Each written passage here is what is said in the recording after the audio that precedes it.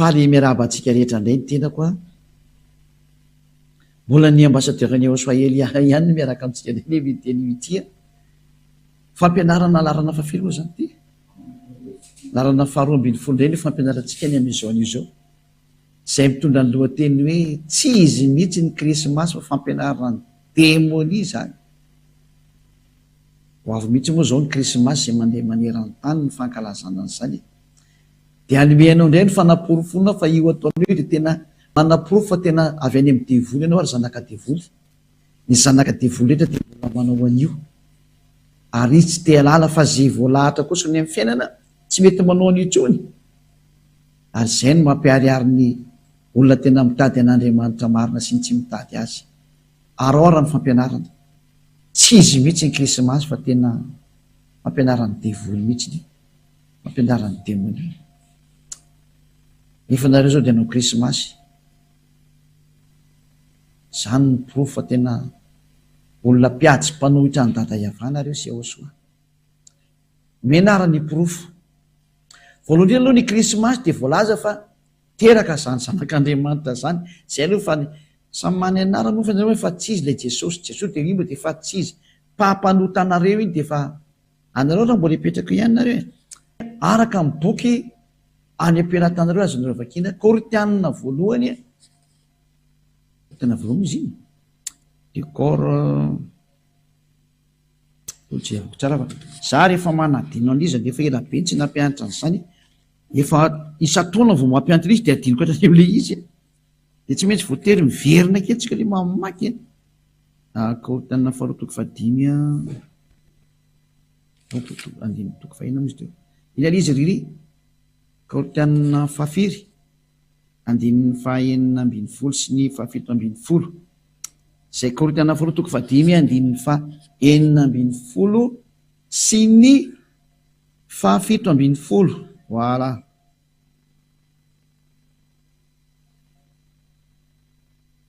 fa misy teo Korinthianina faharoa toko fahadimy andininy fahafiry enina ambin'ny folo mahafinaritra efa mameno tsara koa le teknisiana rehetra Korinthianina faharoa toko fahadimy andininy fahaenina ambin'ny folo no vakitsika amin'ny anarany Ahosoa koa dia tsy mahalala olona araka ny nofo intsony izahay ny apôstôly moa zany dia efa nametraka mihitsy hoe tsy mahafantatra olona araka ny nofo intsony isika zany izay koa na dia nahalala ny Ahosoa araka ny nofo azy izahay dia tsy araka izany tsony no alalana anazy ankehitriny zany hoe tsy azo fantarina amin'izany nofo zany tsony izy ry mpiaino malala tsy azo fantarina amin'izy nofo izy ka tamin'izy teraka dia teraka tao amin'ny nofo zay naka nofo izy dia tsy azo atao zany matsiaro an'iny fa lalàna napetraka i Ahosoa tamin'ny lalan'ny apôstôly zany ka io Ahosoa io zanak'Andriamanitra zay taonareo anarana tsy izy io zanak'Andriamanitra zay teraka io dia ny lalàna dia miteny hoe tsy fantatra araka izany tsony izy zao vakitsika indray amin'ny baiboly anakaiky indray tsy fantarina araka izany tsony izy Korinthianina faharoa akiko amin'ny karazana baiboly ty teneniko ty Korinthianina faharoa toko fahadimy andininy fahafiry enina ambin'ny folo malaza be indray iry zany dikan'izao Korinthianina faharoa toko fahadimy andininy fahaenina ambin'ny folo koa dia tsy mahalala olona intsony araka ny nofo isika eny ka tsy mivoaka ny izy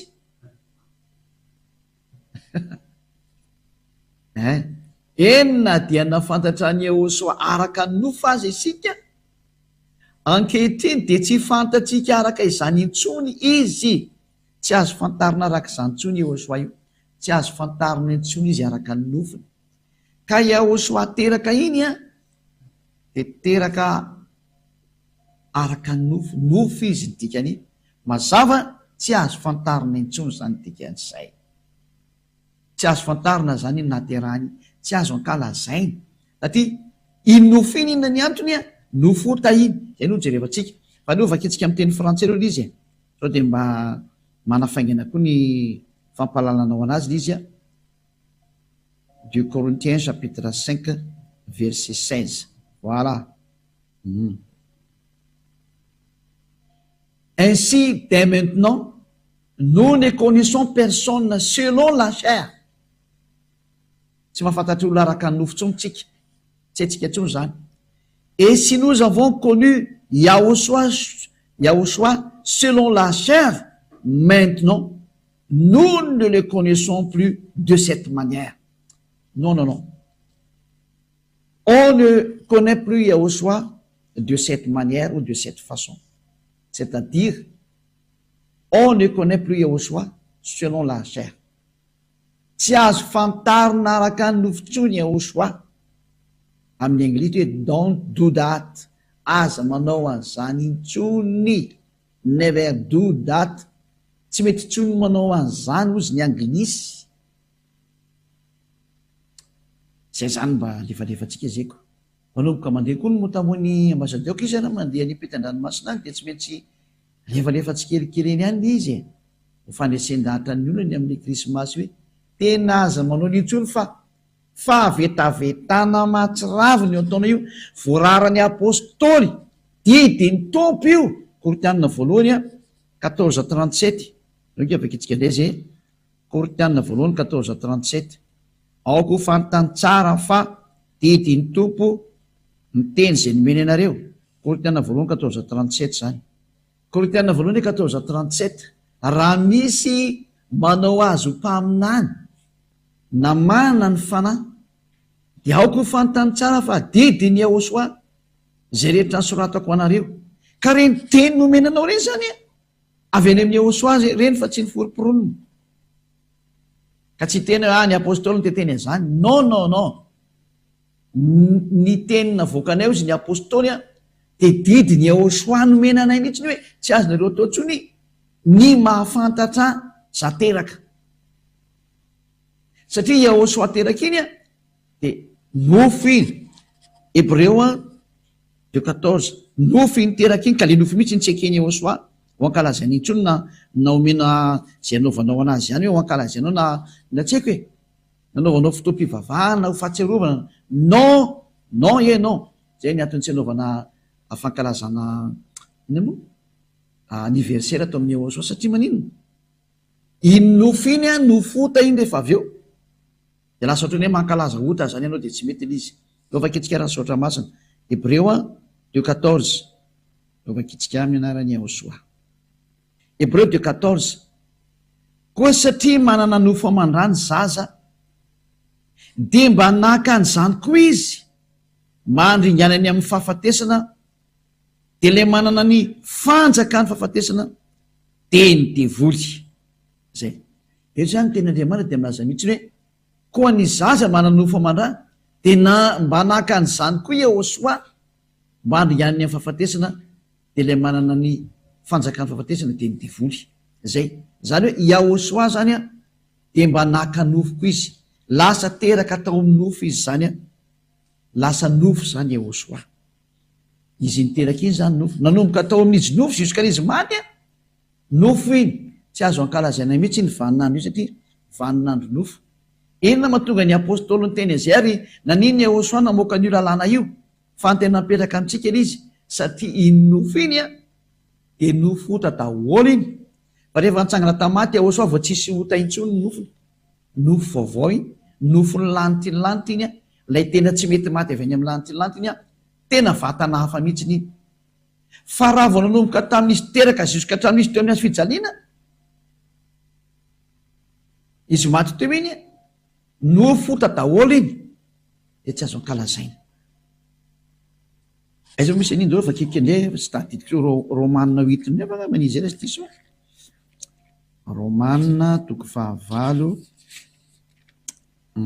Romanina 8:3 ka 2:3 Romanina 8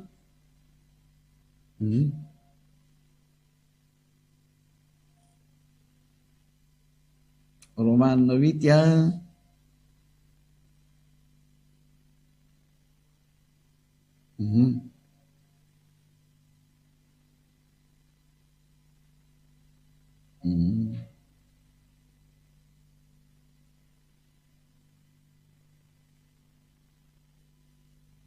izay moa izy.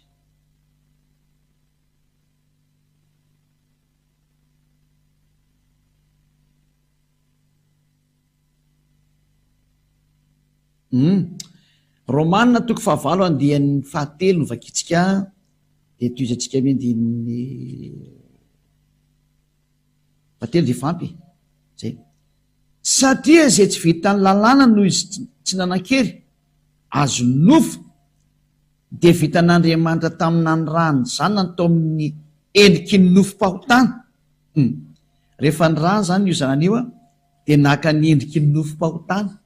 Zany nofo io zany nofom-pahotana, mahitsy be mihitsy ny teny, naka ny endriky ny nofom-pahotana sy noho ny fahotana ka nameloka ny fahotana tao amin'ny nofony. Zany hoe nampidiriny tao amin'ny nofony Ahosoato daholo zany ny fahotana rehetrarehetra, de zay na tonga le nofo hoe nofom-pahotana.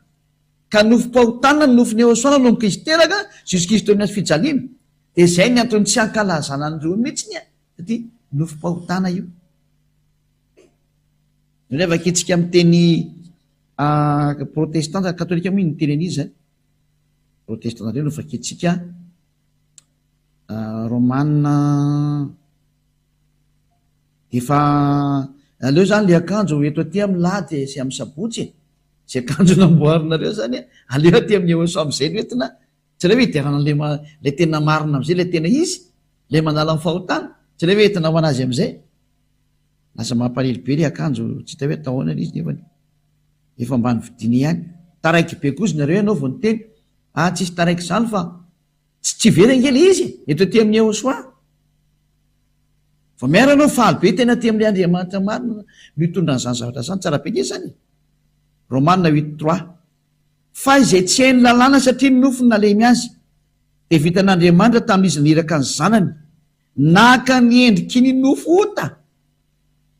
Zany hoe ty Ahosoa teraka ity zany le io nateraka tao amin'ny nofo, nandray nofo aman-dranja mba nandray an'izany nofo aman-drazany koa izy de nateraka tao amin'ny nofo ka naka ny endriky ny nofo ota sy ny amin'ny ota ka nanameloka le ota tao amin'ny nofony. Zay zany nambarany Ahosoa hoe ity nofo ity ozy Ahosoa de nofo ota araka ny nampianariny tamin'ny apôstôly. Ka raha ianao zany mankalaza an'ilay Ahosoa teraka de ny lalàna an'Andriamanitra Ahosoa mihitsy no miteny mankalaza ota ianao. Zay ny tenin'ny Andriamanitra Abrahama. Zay rehetra mankalaza Krismasy de mankalaza ota, lalàna io fa tsisy namorona an'io ary lozika be zany satria nalefa ny Ahosoa atao amin'ny tenany daholo ny fahotana, zay hoe tonga izy malavitra ny fahotana.